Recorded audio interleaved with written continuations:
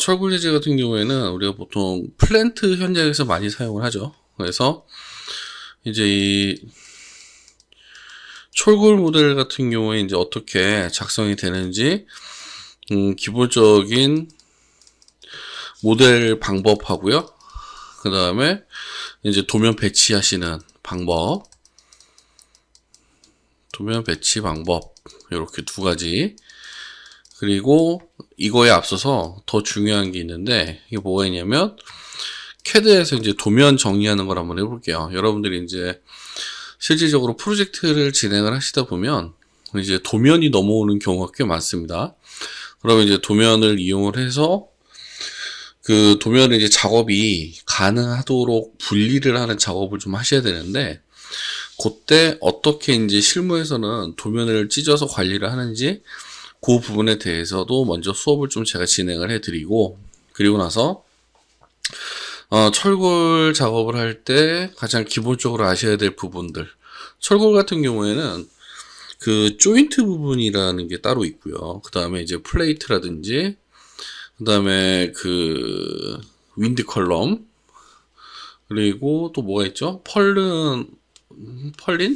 펄린이라든지 이런 것들이 좀 존재하기 때문에, 그 다음에 브레이스 같은 것도 많이 사용을 합니다. 그래서 철골은 기본적으로 레빗에서 철골 모델링을 좀 할 줄 아시게 되면 거의 중급자 정도 수준의 실력이 왔다, 그렇게 이해를 하셔도 되세요. 왜냐면 철골 같은 경우에는 지금 현재 가장 많이 사용이 되고 있는 방법이기도 하고요. 그리고 여러분들이 회사를 가시게 되면 아마 가장 많이 하는 일 중에 하나가 이 철골 모델에 관련된 일들이 좀 많을 겁니다. 자, 그래서 이제 처음 이제 해볼 내용은, 저랑 같이 이제 처음 스타트 해볼 내용은 캐드에서 도면 정리입니다. 도면 정리.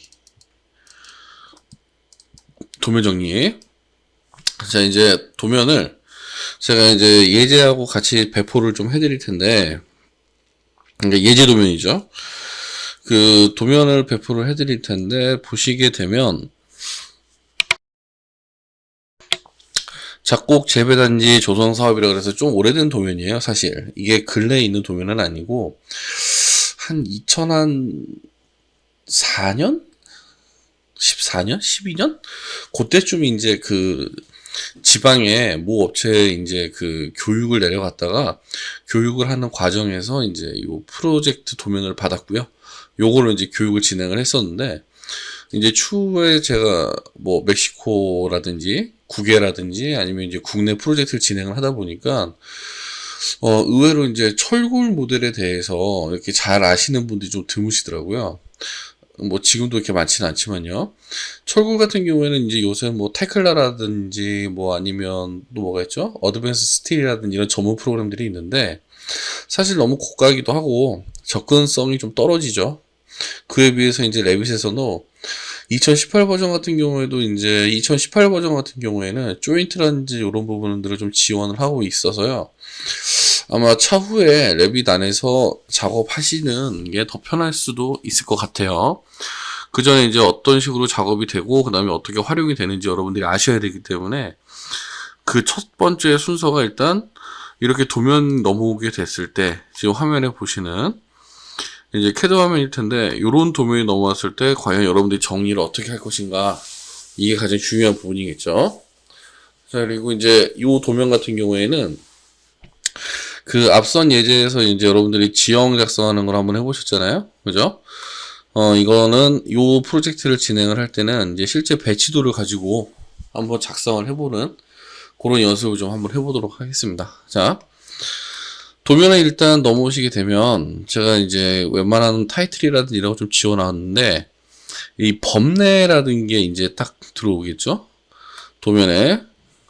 이 부분 같은 경우에는 여러분들이 이제 설계 사무소에서 일을 하시면서 지금 이 강좌를 들으시는 분 같으면 별로 이렇게 그냥 뭐 이런 게 있구나라고 생각을 하시면 되겠지만, 그렇지 않으신 경우에는 요거를 좀 주의 깊게 보시는 게 좋습니다. 대체 어떻게 이제 실무에서 도면들이 이렇게 분리가 되고 작성이 되는지 알고 계시는 게 참 좋겠죠. 자, 지금 여기 보시게 되면 가장 처음에 보셔야 될 게 이 철골 구조 같은 경우에는 1층 평면도와 그 다음에 지붕 평면 그리고 인면도 이렇게 나눠지고 있죠. 그 다음에 주 단면도 1, 2 돼 있고요. 이쪽에는 이제 그 창호 일람표라고 그래서 그 얘를 슬라이딩 도어라고 그러죠. 이거 뭐라 공장에 같은 데 가면 많이 사용이 되는. 그리고 여기는 이제 일반 창호. 그리고 여기 바닥 구조도를 보시게 되면 실질적으로 이제 1층 바닥에 대한 구조 부분에 대한 해석 부분이 이렇게 나와 있는데 SC1이라고 표현된 거는 이제 주 기둥이고요. 그 다음에 SC3라고 표현된 거는 윈드 컬럼이라고 보시면 됩니다. 윈드 컬럼에 대해서는 작성을 할 때 제가 자세히 한번 더 설명을 좀 드리도록 할게요. 그 다음에 이제 지붕층 바닥 구조 평면도, 지붕층 바닥 구조도 이렇게 있고, X 표시로 이렇게 모양이 나온 거는 우리가 가세라고 부릅니다. 가세. 브레이스라고 얘기하는데, 그래서 이렇게 도면이 넘어오게 되면 어떻게 하셔야 될까요? 이제 이 도면을, 작업하기 편한 상태로 만드시는 게 가장 중요하겠죠. 그렇죠? 그래서 몇 가지 명령이 사용이 되는데, 어떤 명령이 사용이 되냐면,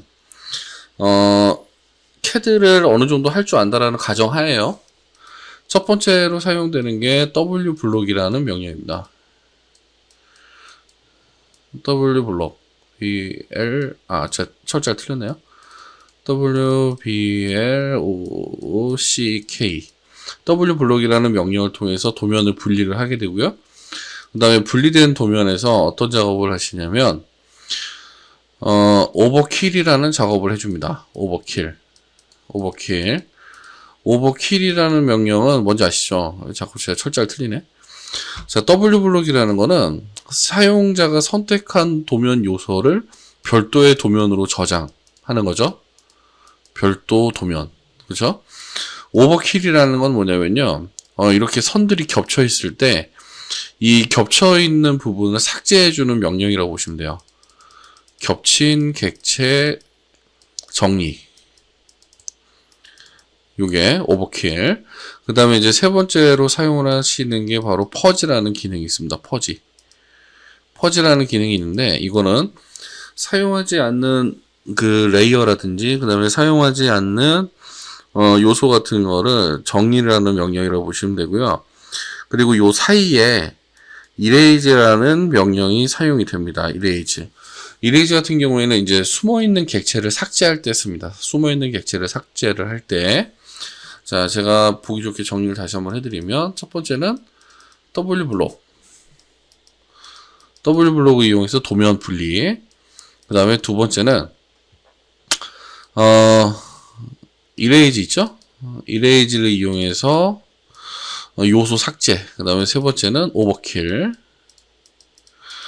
그 다음에 네 번째에서 하는 게 퍼지.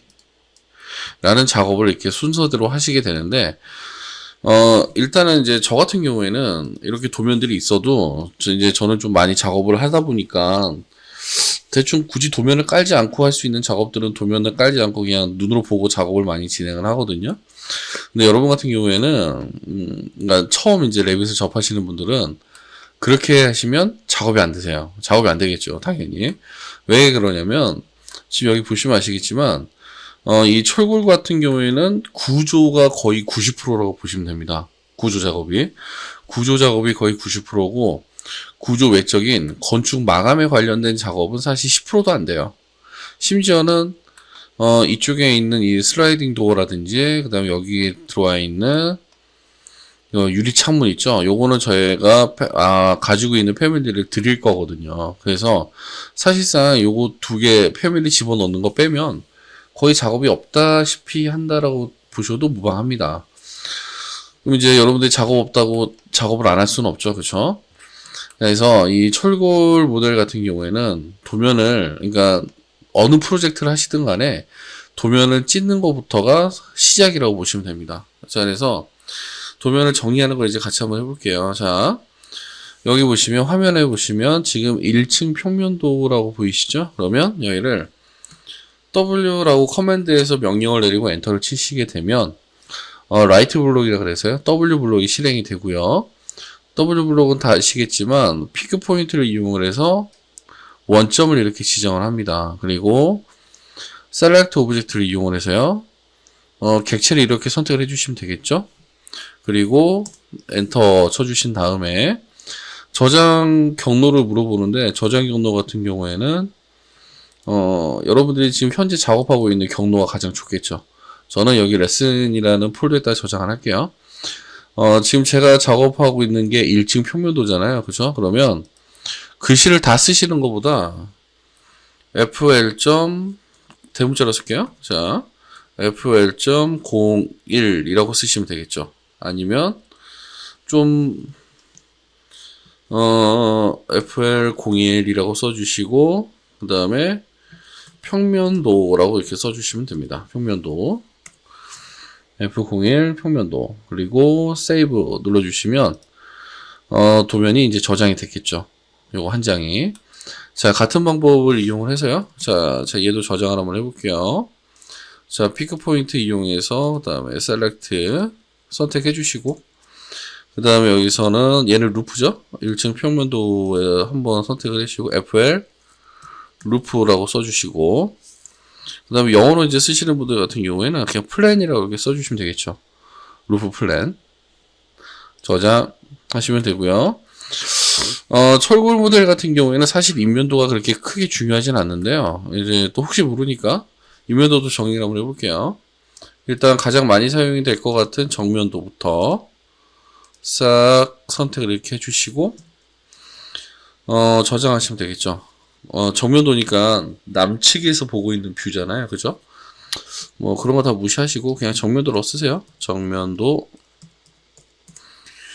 써주시고 저장하시고 오케이 해주시면 되고요.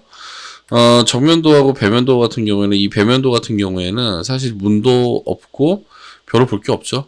그죠? 우측면도도 마찬가지겠죠. 우측면도도 지금 보시면 좌측면도와 똑같습니다. 배면도와 정면도와 똑같듯이. 대신에 이 좌측면도 같은 경우에는 이쪽에 이제 도어가 크게 하나 들어가잖아요. 공장용. 그래서 이쪽은 따로 저장을 해주시는 게 좋겠죠. 자, W 잡아가지고요.